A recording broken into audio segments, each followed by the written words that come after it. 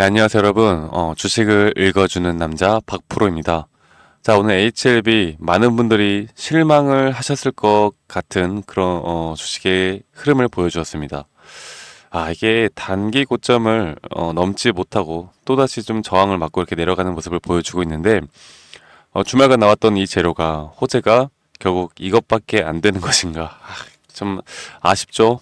네, 아쉬워요. 그리고 이렇게 내려가다 보면은 좀 기술적으로 볼 때도 이 HLB가 아마도 이런 클래스 1이나 클래스 2가 나온다라는 또 거기에 대한 일정, 그리고 거기에 대한 재료, 그리고 거기에 대한 결과가 나오기 전까지는 조금 더 소강 상태로 진행이 될 확률이 큽니다. 제가 여기에 대해서 좀 더 말씀을 드릴 거고, 이렇게 소강 상태로 된다 하더라도 여러분들이 이런 부분들을 알고 있는 것과 모르고 있는 건 저는 천지 차이라고 생각을 해요. 그래서 여러분들에게 제가 계속 이런 시장에 대한 브리핑 그리고 기술적 분석에 대한 부분들을 계속 여러분들께 좀 공유를 해드리고 있습니다. 제 영상으로도 여러분들이 알기 쉽게 제가 말씀을 드릴 테니까 영상 끝까지 집중해서 시청하시고요. 자, 오늘은 기관들에서의 좀 어느 정도 수급은 들어왔지만 다시 한번 좀 저항대에서 이 외인들의 매도세가 좀 나왔습니다.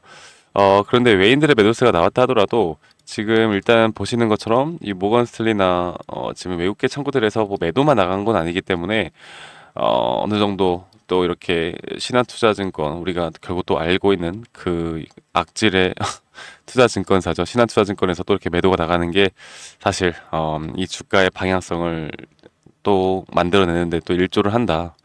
자, 그래서 이게 물론 외인들만 매도한 게 아니라 개인들의 매도세도 상당히 많이 나가는 모습을 보여주었어요. 자, 개인들이 과연 왜 매도를 할까? 우리가 생각을 해보면요. 아무리 이렇게 좋은 호재가 나온다 하더라도, 이런 단타 물량들이 좀 정리가 되는 부분들이 분명히 있고, 이런 단타 물량들이 정리가 되는 부분들이 있고, 그리고 우리가 지금 예전에도 이 진 회장이 HLB 무조건 승인된다라고 했습니다. 그런데 우리가 이렇게 하한가를 두 번 맞았던 기억이 있기 때문에 지금 몇 개월 동안 그래도 회사 측에서는 열심히 노력을 한 덕에 이렇게까지 주가가 어느 정도 회복을 하는 모습을 보여주고 있긴 하지만 이 개인들의 심리 자체가 아직까지 불확실성에 대한 부분들에 대한 공포 심리라고 할까요? 이런 부분들이 아직까지 꽤 남아 있는 것 같아요. 그래서 이런 것들이 오늘 이렇게 주가의 흐름이 안 좋게 나왔는데 상당히 일조를 하지 않았을까 생각을 합니다. 그래서 일단 주말에 나왔던 그 기대감으로 장 초반에 이렇게 급등이 나오긴 했지만 바로 다시 한번 좀 소강 상태로 접어드는 모습을 보여주고는 있는데요. 제가 여기에 대해서 앞으로 우리가 봐야 하는 그런 기술적 분석에 대한 어느 정도 타점들 그리고 앞으로 남은 일정들 거기에 따라 우리가 주가의 가격을 결국 우리가 수익을 보는 건 매도를 어디서 할까를 고민하는 게 가장 큰 거 아니겠습니까? 그래서 제가 여기에 대해서 좀 더 말씀을 드려보도록 하겠습니다.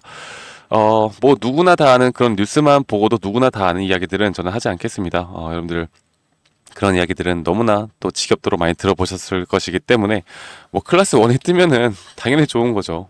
그리고 뭐 일일이 뭐 하나하나 좀 설명해 드리는 거는 의미가 없다라고 생각하고요.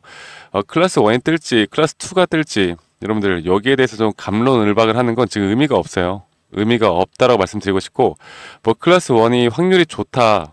확률이 꽤 높게 클래스 1이 뜰 것이다 하더라도 결국에 클래스 2가 뜰 가능성도 있다라는 겁니다. 그만큼 이거를 정확하게 예측해서 주가의 흐름을 판단하기보다 앞으로 나오는 이런 흐름들에 따라서 우리가 이 타점을 과연 어디서 잡아야 될지를 고민하는 게 가장 합리적이고 이성적인 판단이라고 저는 생각을 해요. 네, 그래서 지금 이 고점, 그러니까 최근에 이 고점을 잇고 현재 이런 저점을 이었을 때 여기에 대한 지금 반등이 딱 0.618.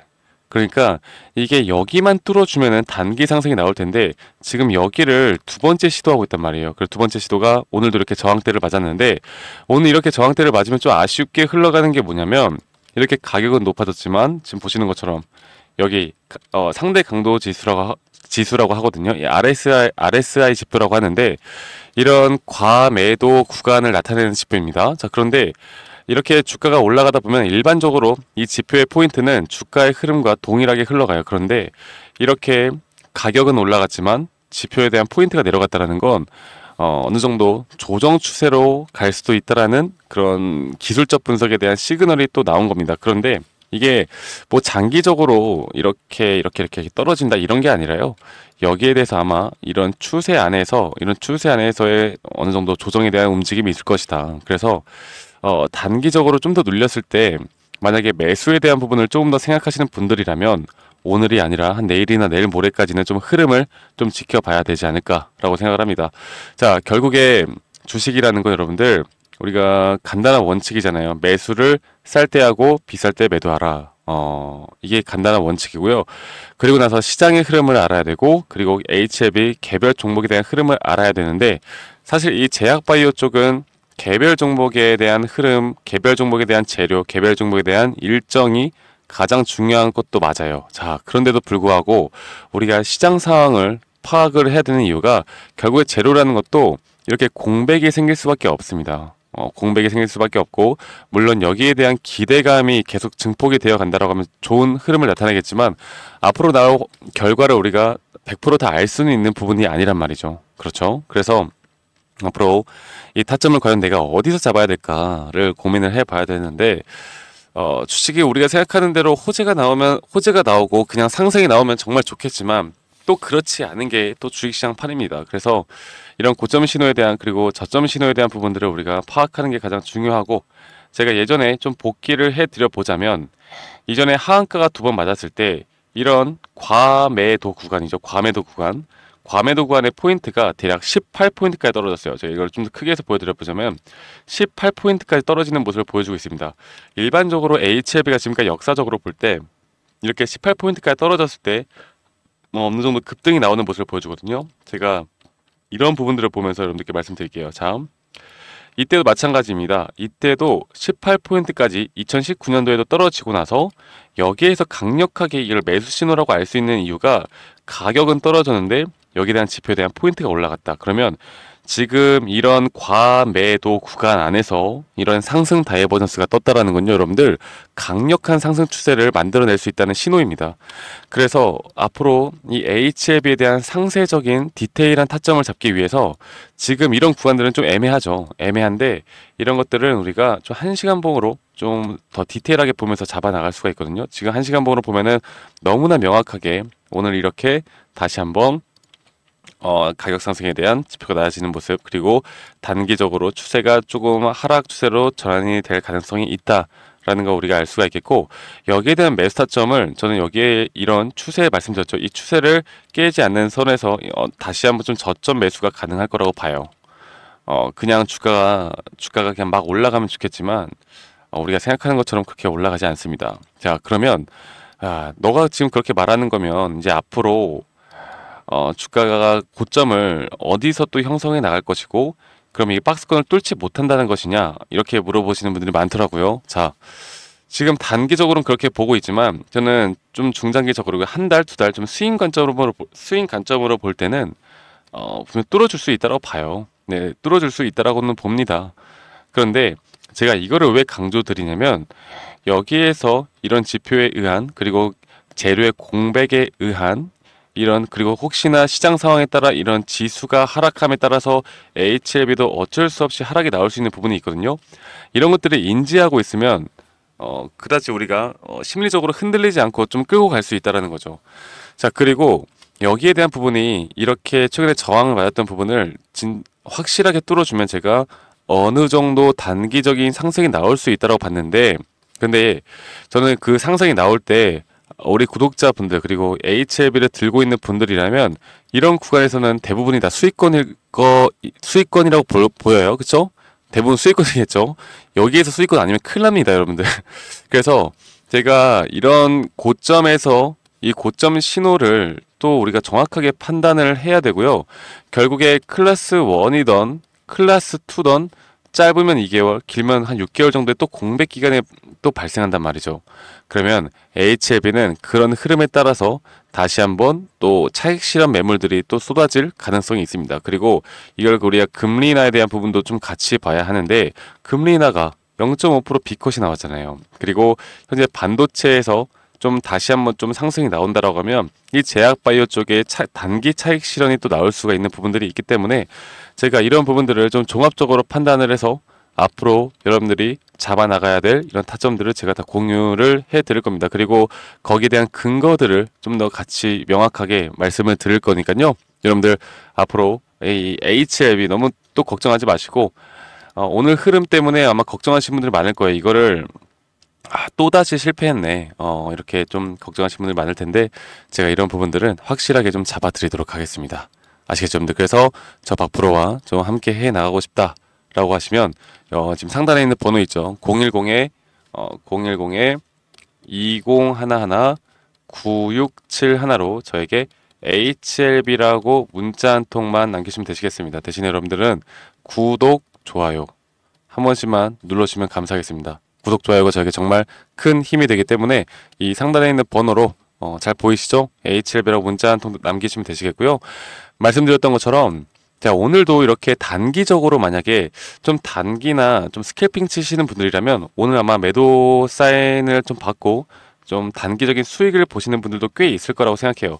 이게 HLB가 물론 우리가 단기로 보는 건 아니겠지만 사실 이 단타를 좋아하시는 분들에게 정말 좀 매력적인 또 자리이기도 합니다. 그래서 이런 개인 투자자분들이 좀 단기적으로 또 수익을 챙겨 나가시는 분들이 많은 것 같은데 제가 단기 스윙 그리고 중장기적으로 이런 흐름들을 앞으로 우리가 이런 투자 전략을 또 어떤 식으로 끌고 갈지에 대한 부분들을 여러분들과 함께 공유해 나가도록 할 테니까요.